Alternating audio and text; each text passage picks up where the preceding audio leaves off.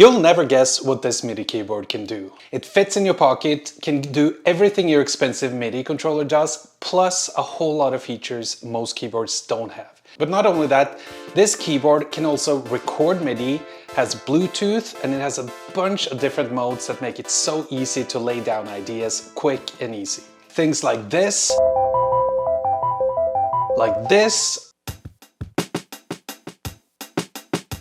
and like this. And the coolest part is that you don't even need a DAW. It's also cheap, it's under 70 bucks. Honestly, this is the most inspired I've been by a MIDI keyboard in a long time. And also, I'm not sponsored or affiliated, I bought this with my own money. Now let's do an overview of the keyboard and I'll show you some of my favorite features. The keyboard itself is a 2-octave keyboard and it goes from F to F, similar to teenage engineering devices. And the only other button is this little shift button that accesses the secondary functions. It's running off of a little button battery and it is extremely power efficient. I've been using it almost every day for the last month and it's still going strong. It also has the manual printed on the back and a QR code that takes you to the online version, which is convenient. It's Bluetooth only, so there are no physical inputs or outputs, so it's great for on-the-go music production using mobile devices. Now, let's look at the secondary features, going from left to right. By pressing and holding Shift and any of the keys, you get access to secondary features. Firstly, you got octave up and down.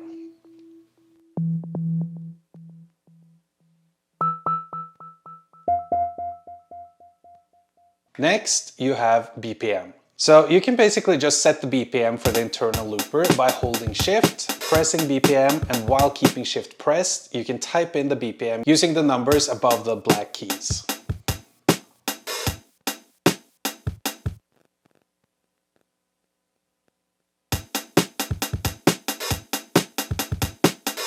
The next one is channel.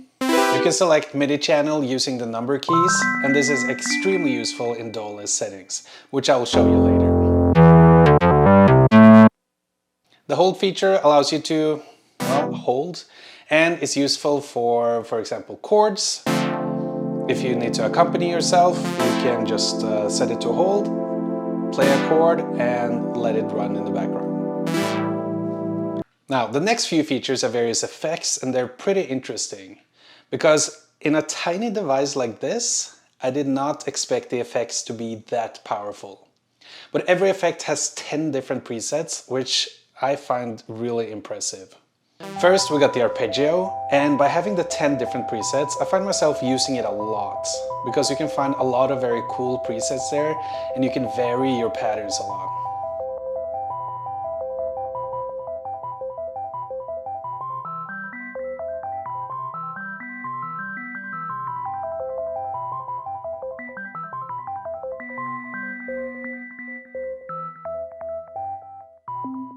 Next, we have the DBL, which stands for double, and it adds additional notes in various ways.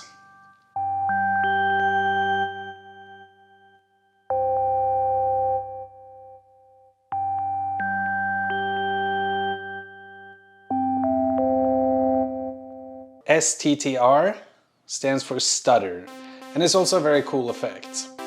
It's also great for laying down chords, and it's very useful if you're using the internal MIDI looper, since it lets you lay down perfect loops without losing where you're at in the loop.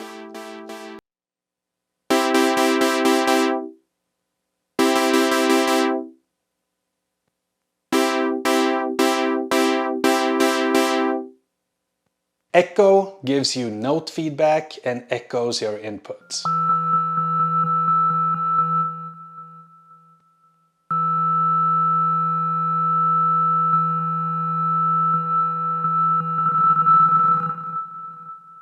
And pattern contains a bunch of pre-programmed patterns. I find the pattern effect to maybe be the least useful effect for me.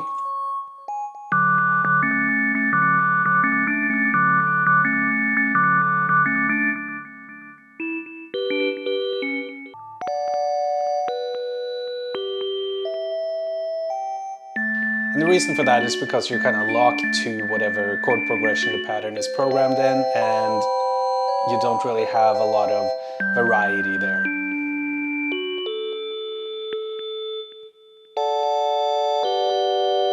But some might find it really useful. So drop a comment in the comment section if you use this feature a lot or if you think it would be useful for you. Drum is also a very useful effect. It contains 15 different drum loops, one for each of the white keys, and 10 fills, one for each of the black keys. An important thing to notice though is that the drum effect only sends to channel 10. So if you're connected to a drum machine or something and you don't get sound, you might have to set the receiving device to MIDI channel 10.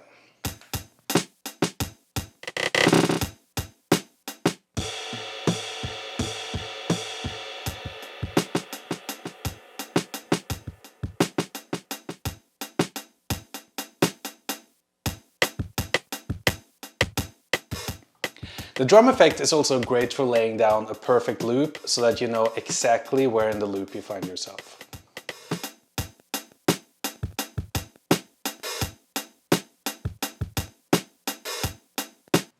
Next, you have the transport controls for the looper, which are play, rec, and undo. These are pretty self-explanatory, but I'll show you later how to use them. And finally, you have the wake button, which resets or reboots the device, which is good for if you get lost in the settings or if you need to end the Bluetooth connection to another device. Now, I'll show you 3 ways that you can use it, or at least ways that I like to use it. And I'll show you how you can use it in a DAW-less setting, in a mobile production setting, and as just a pure idea machine. So first, a DAWless setup with the Electron Digitone 1 and Ableton Move. And I'm just using the TX6 as a mixer. And now I can send various MIDI channels to various tracks. On the Monkey keyboard, I have channels 1, 2, 3, and 4 going to track 1, 2, 3, and 4 in the Digitone. Then I track 5, 6, 7, and drum going to the Move. So one way to use this very simply is to just start with a loop. Now I'm going to use the MIDI looper. I'm going to go to drum. Now you can hear this is being played on the Move. Yeah, and then I'll simply record this for 4 bars.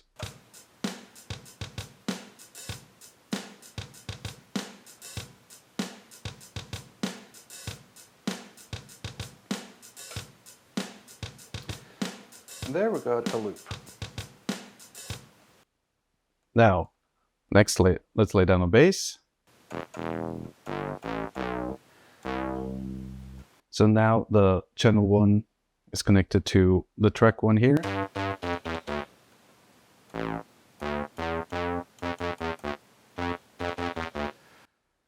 And then I can loop a little bass line.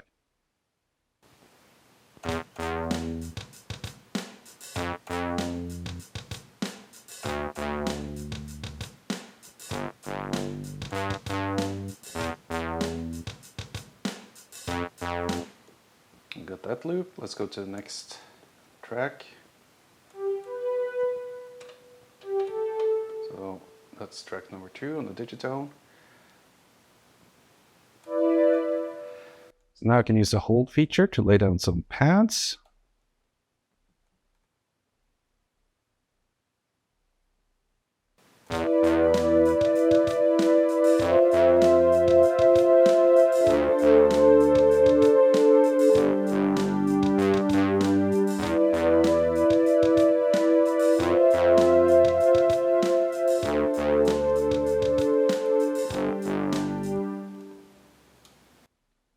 Next, let's use the stutter with the hold to lay down some chords.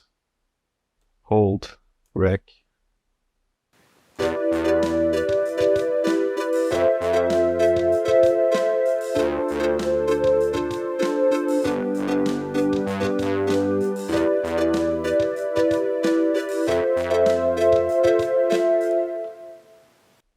We got that. Now let's move to track number 5.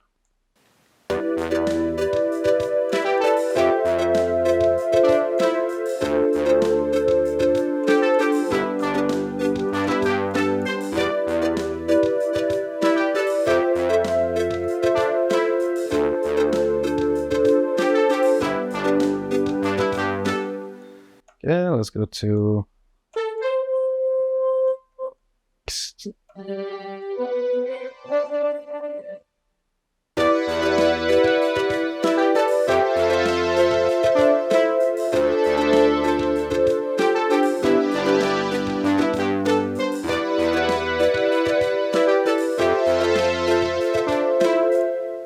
something simple there. Nice channel. So this would be the melody channel on the move. And then we can do, for example, arpeggio. See how that sounds.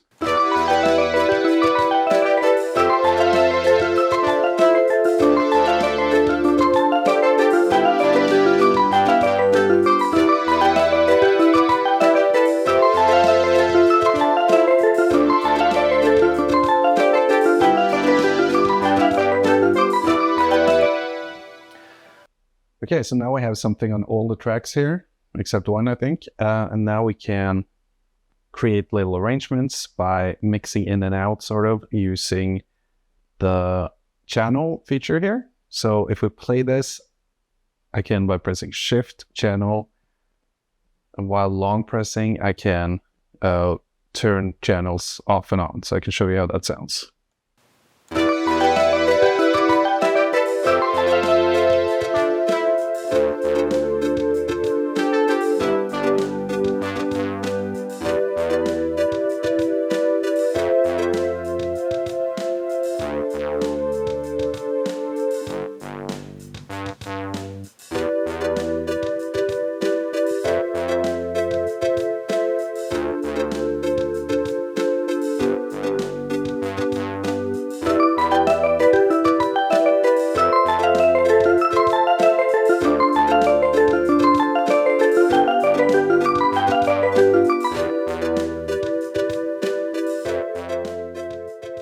So that's just a very quick and easy way to perform using this little MIDI keyboard. Okay, let me show you how you can use it in a mobile production setup. Now I've got Logic Pro loaded up on my iPad here, and I also made a video about this app, and you can see that on the card on the top of the video here. Now I'm showing this because this is a very easy way to make music if you're on the go, if you're on an airplane, a train, a bus, whatever, because you usually always have a device with you, either a tablet or a phone, and this thing is so easy to bring with you, so it's very easy to just create things on the go. Now I talked a lot about assigning different channels to different devices. That's not really necessary if you just have it connected to a DAW like this. So let me just show you if we start by laying down a drum track. So we have a drum track assigned here. You can play that like that. But I would like to use the drum effect here.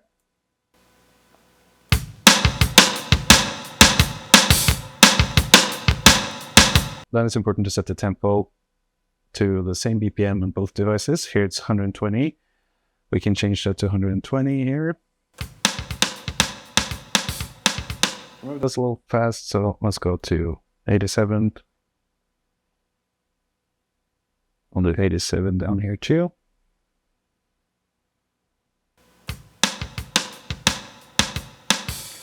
And then we'll just record.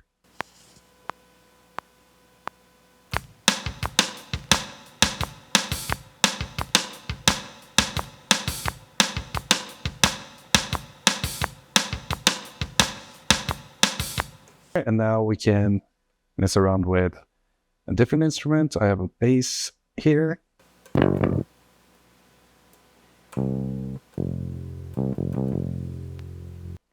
Use that stutter effect, and then we can record something.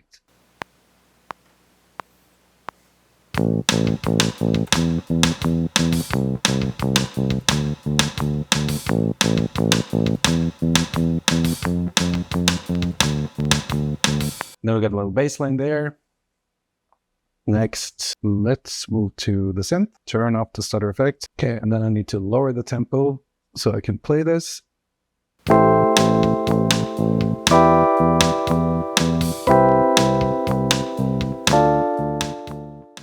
Back to 87.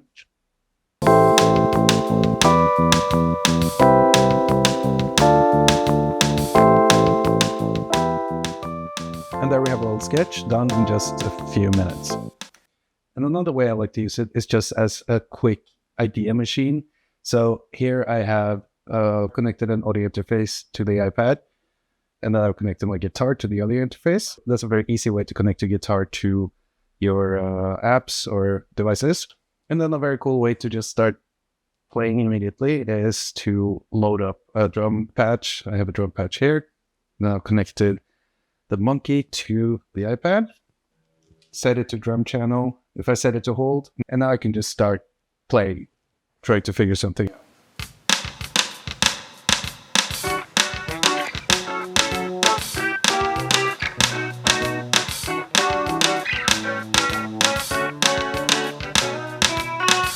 Like that, for example, if you're like me and you don't love programming drum patterns, this is just a quick way of starting the process, and you can focus on the things that you like more and that flows more. Like if you're a guitarist, you can focus on the guitar straight away, and then you can program your drums later, or just use whatever is here. And these different patterns also have different characters, so you can find something you like better.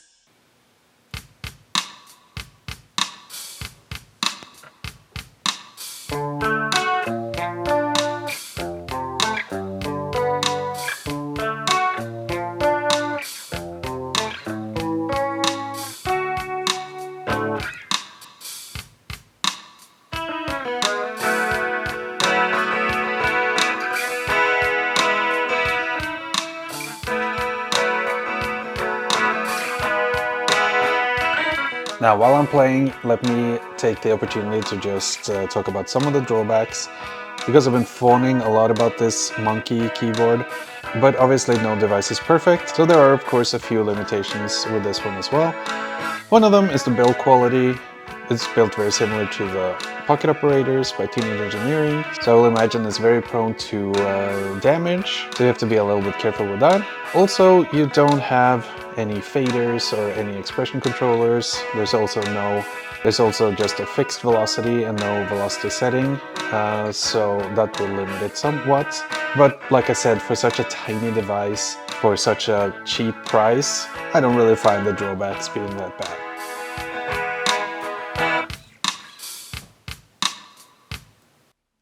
Something like that. So that's just one way that I like to use it as an idea machine.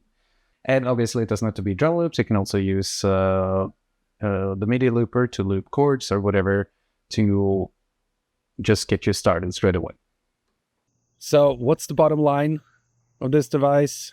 Well, I'm sure you can tell from this video that I actually really like this device. And if you travel a lot and you do a lot of mobile music production, then this one is a must. And all you really need is a phone or a tablet, a MIDI keyboard like this, and maybe a small audio interface. And if you're interested in a small mobile audio interface, you should definitely check out this video right here, where I'm demonstrating how to use the Live DAW A20.